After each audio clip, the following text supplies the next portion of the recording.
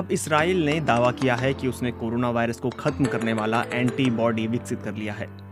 Israel के रक्षा मंत्री Naftali Bennett ने दावा किया कि देश के मुख्य जैविक अनुसंधान संस्थान के वैज्ञानिकों ने कोरोना वायरस के लिए एक एंटीबॉडी विकसित करने में महत्वपूर्ण सफलता हासिल की है। इस बारे में जारी बयान में कहा गया है कि यह एंटीबॉडी वायरस पर अटैक करता है और उसे शरीर में बेअसर कर देता है। रक्षा मंत्री के मुताबिक एंटीबॉडी को विकसित करने का काम पूरा हो चुका था और संस्थान इसे पेटेंट कराने की प्रक्रिया में है, जिसके बाद इसके बड़े पैमाने पर उत्पादन का काम किया जाएगा। इसराइल के रक्षा मंत्रालय के ट्विटर हैंडल पर इससे जुड़े 3 ट्वीट किए गए हैं। इनमें लिखा गया है कि पिछले 2 दिनों में IIBR ने एक महत्वपूर्ण वैज्ञानिक सफलता हासिल की है। संस्थान ने एक ऐसा एंटीबॉडी बनाया है जो कोरोना वायरस को बेअसर कर देगी। दूसरे ट्वीट में लिखा है, प्रमुख पैरामीटर 1 एंटीबॉडी मोनोक्लोनल नई और शुद्ध है, इसमें हानिकारक प्रोटीन की मात्रा कम है। दूसरा, एंटीबॉडी कोरोना वायरस को बेअसर कर सकती है। तीसरा, जानलेवा तरह के कोरोना वायरस पर इस एंटीबॉडी का खास तौर पर परीक्षण किया गया है। तीसरे ट्वीट के मुताबिक अगर दुनिया भर के विस्तृत वैज्ञानिक पब्लिकेशन को देखा जाए तो ऐसा लगता है कि IIBR पहला संस्थान है जिसने उपरोक्त तीनों मापदंडों को एक साथ पूरा करने में वैज्ञानिक सफलता हासिल की है। इसराइल के रक्षा मंत्री बेनेट ने IIBR की लैब का दौरा किया और कोरोना वायरस के लिए एक वैक्सीन विकसित करने का आदेश दिया।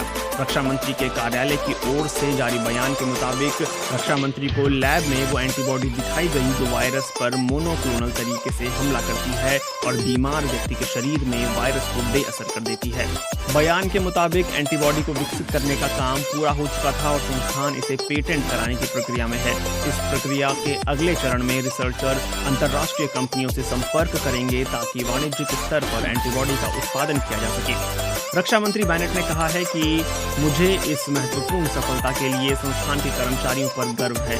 उनकी रचनात्मकता ने इस उपलब्धि की खोज का मार्ग प्रशस्त किया। इस साल मार्च में एक इस्राएली अखबार ने मेडिकल स्रोतों के हवाले से बताया था कि संस्थान के वैज्ञानिकों ने वायरस के जैविक तंत्र और गुणों को समझने में अहम सफलता हासिल की है। अब जानते हैं कि मोनोक्लोनल एंटीबॉडी क्या होता है। अमेरिका के नेशनल कैंसर इंस्टीट्यूट के मुताबिक मोनोक्लोनल एंटीबॉडी एक तरह का प्रोटीन होता है जिसे लैब में बनाया जाता है। यह मरीज के शरीर में मौजूद दुश्मन सेल से जाकर चिपक जाता है। कई तरह के मोनोक्लोनल एंटीबॉडी होते हैं। मोनोक्लोनल एंटीबॉडी का इस्तेमाल पहले भी कई तरह के कैंसर के ट्रीटमेंट में होता रहा है। दिल्ली के सर गंगाराम अस्पताल में मेडिसिन डिपार्टमेंट के vice chairman doctor Atul Kakkar कहते हैं कि मोनोक्लोनल एंटीबॉडी कोई नई चीज नहीं है। पहले भी इसका इस्तेमाल कैंसर, गठिया और कई तरह के इन्फेक्शन में होता रहा है। मोनोक्लोनल एंटीबॉडी रेडीमेड होता है। इसके नाम में है मोनो यानी एक। मोनोक्लोनल एंटीबॉडी एक टारगेट पर काम करती है। डॉक्टर अतुल के मुताबिक हमारा शरीर इन्फेक्शन से बचने के लिए कई स्तर पर काम करता है। शरीर खुद इम्यूनोग्लोबुलिन एंटीबॉडी बनाता है जो प्लाज्मा सेल से बनते हैं।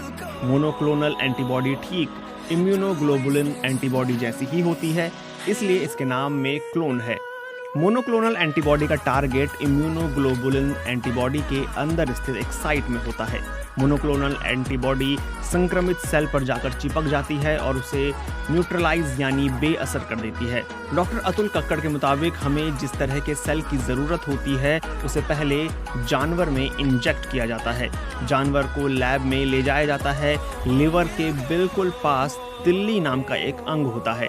जानवर के इस अंग में एंटीबॉडी बनता है। एंटीबॉडी और तिल्ली के सेल को फ्यूज करके एक हाइब्रिड बनता है। हाइब्रिड मतलब मिश्रण।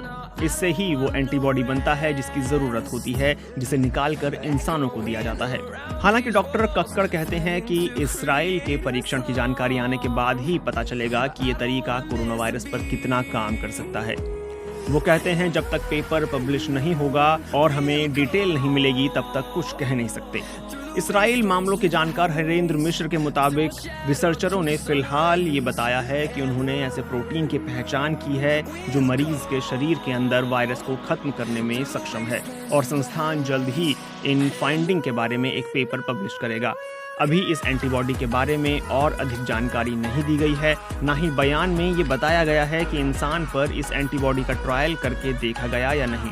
IIBR की स्थापना साल 1952 में Israel defence forces science corps के एक भाग के रूप में हुई थी।